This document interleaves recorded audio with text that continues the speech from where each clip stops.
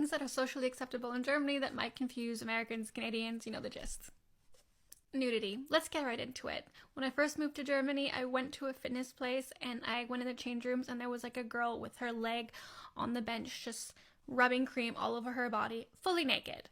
I was shooketh. But now I'm just used to this. In Canada and America, you kind of go hide in your changing room after the gym and you like cover yourself up. Germans just love to be free and I love it now. In public. No, not coffee. We mean alcoholic beverages. There's no paper brown bag covering up your drinks when you bring them from one place to the other. You can go from kiosk to kiosk and take the beer with you on the go or stand outside the club and drink it. Makes things super relaxed. Things being closed on Sundays. I won't get in this one because Germans will fight me till the day they die, but I think Americans, when they first come here, are super confused why shops are closed on Sundays. In America, Canada, Sunday's the day to get your shit done. Germany, Sunday's the do no shit day. That's fine. Punctuality. Punctuality in German is a very important part of the social system. Yesterday, I was called by a restaurant wondering where I was because I was 5 minutes late. I arrived 15 minutes late to the booking and they're about to give away my table. In Canada and America, they're a bit more lenient with these things, and I think this really confuses Canadians and Americans when they come here because you can usually say in Canada, I'm going to be there at like 5-ish, 9-ish, and everything's fine. But if you say this to German, they're confused. Like, what is an ish? Things that are socially acceptable in Germany that might confuse Americans or Canadians. You know the gist. Part 2. Dog culture. In Germany, your dog can come with you wherever you want, except for the grocery store, and they are so obedient. I find dogs are even more obedient than children. In Canada and America, dogs are usually always on leash, they're not as well trained, and they can't come with you everywhere. Plus, in America, you can go up to someone's dog and pet it freely, and usually it's fine. In Germany, you can't do this. You must ask permission to pet someone's dogs. I rarely do this because I'm always giving me too much anxiety, so I just look at the dogs in awe. And I think some Americans make this mistake and just go and pet someone's dog, which is totally not okay here. Bluntness, especially in the working place in Germany, people tell you how it is. They will tell you if they don't like your work. In Canada and America, more so in Canada, people kind of brush around the subject and say, oh, like, maybe you should change this one thing and then it should be better. In Germany, they'd just be like, no, I don't like it. Change it. Which is fine. You waste less time. Personal space. The space bubble in Germany is much smaller. In Canada and America, you're kind of used to like swimming in your storage space and having rooms upon rooms.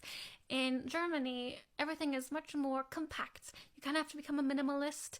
I've basically lived in what could be of someone's closet for 8 years.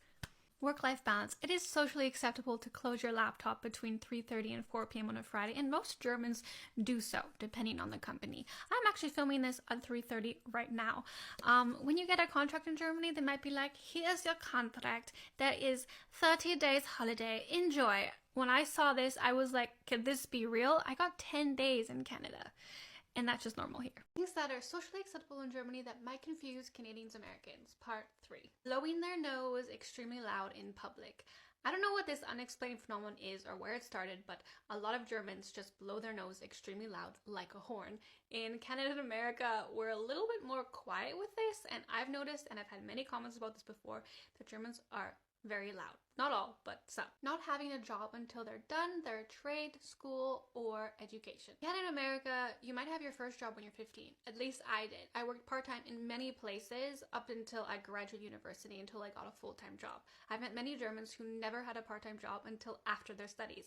And I think this is because education is a lot cheaper here, so you can afford doing that. With working is not being friends with your colleagues at work. I had this experience in many companies in Germany that Germans tend to like to keep the separation between work and life. And in Canada and America, it's very often that you'll be friends with your colleagues and even see them on the weekends. Sometimes if you ask a German colleague to hang out after work, unless it's like an after work drinks thing, they might be a little bit weirded out by it. Having a coffee and cake in the middle of the day. This is a lovely tradition in Germany where you stop and take a pause and have a beautiful cake and coffee. In Canada and America, we don't have time for that, or we're watching our calories or something like that. But I love that here. I love just having a moment with your friends and enjoying something sweet and not having to think twice about it. Let's have another tea tomorrow and I'll tell you more. Things that are socially acceptable in Germany that might confuse Americans, Canadians, part 4, and another cup of tea. This may be an awkward topic, but one that is very important. Men sitting down to pee. In many places in Germany, you actually might see a sign that looks like this saying, you better sit down or something's going to happen. You cannot stand up in this place to pee. In Canada and America, this is kind of a normal thing.